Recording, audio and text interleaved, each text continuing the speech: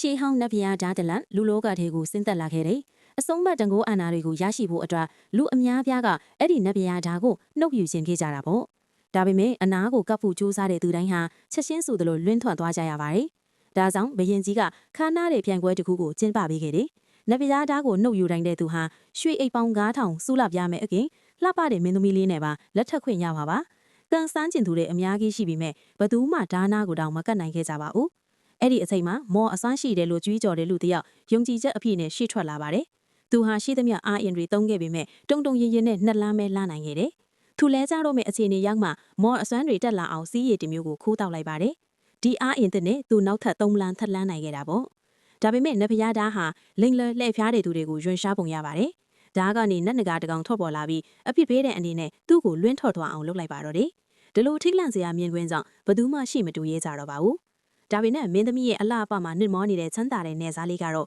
သူ့ဓာတ်ကိုနှုတ်ယူနိုင်မယ်လို့ယုံကြည်နေခဲ့ပါတယ်။ဒါပေမဲ့သူတတိယမြောက်လမ်းကိုရောက်တဲ့အခါမှာတော့ကြီးမားတဲ့ဖိအားတွေကြောင့်ကြောပေါ်မှာတောင်ကြီးတစ်လုံးတင်ထားရတယ်လို့ခံစားလိုက်ရတယ်။သူရှုံးနေတော့မဲ့အချိန်မှာပဲသူ့ရဲ့အမှုထမ်းကသူ့ကိုယ်တည်းကိုအားအင်တွေတိတ်တဆိတ်ကူးပြောင်းပေးလိုက်ပါတယ်။ဒါနဲ့ပဲနေစားလေးဟာနောက်ထပ်နှစ်လမ်းထပ်လန်းနိုင်ခဲ့တာပေါ့။အောင်မြင်မှုဟာသူ့လက်ထဲမှာပဲလို့သူယုံကြည်နေလောက်ပေမဲ့နတ်ဘုရားဓာတ်ကတော့ပိုပြီးပြင်းထန်တဲ့ဖိအားလိုင်းတွေကိုထုတ်လွှတ်လိုက်ပါတယ်။အဲ့ဒီအခါအမှုထမ်းကလူအလုံးကိုသူတို့ရဲ့အစွမ်းတွေနေစားလေးစီကူးပြောင်းပေးကိုအမိန့်ပေးလိုက်ပါတယ်။နေစားလေးဟာသူ့ကိုယ်ထဲမှာကြီးမားတဲ့ခွန်အားတွေစီးဆင်းလာတာကိုချက်ချင်းခံစားလိုက်ရပြီးနောက်ထပ်တလန်ထပ်လန်းနိုင်ခဲ့ပါတယ်။ဒါပေမဲ့နတ်ဘုရားဓာတ်ကတော့အကြီးအကျယ်ဒေါကထွက်သွားခဲ့ပါပြီ။ဓာတ်ကနေနတ်နဂါအစွမ်းတွေပေါက်ကွဲထွက်လာပြီးနေစားလေးကိုလွင့်ထွက်သွားအောင်လုပ်လိုက်ပါတော့တယ်။ဘယင်ကြီးကတော့ဒီရလက်ကိုအတော်လေးကြည်နပ်နေခဲ့တယ်။ရှေးရခင်ကတည်းကဘဒူးမဓာတ်ရဲ့6လမ်းအကွာအဝေးတင်းကိုမရောက်နိုင်ခဲ့လို့ပါပဲ။မင်းသမီးကိုနေစားလေးနဲ့လက်ထပ်ပေးတော့မယ်လို့ဘယင်ကြီးကကြီးညာကာနီးမှာပဲမင်းသမီးကရှေ့ထွက်လာပြီးဒီအစီအစဉ်ကိုညှင်းဆန်ခဲ့ပါတယ်။ဒါအပြင်သူကိုယ်တိုင်လည်းနတ်ဘုရားဓာတ်ကိုနှုတ်ဖို့ဆုံးဖြတ်လိုက်ပါတယ်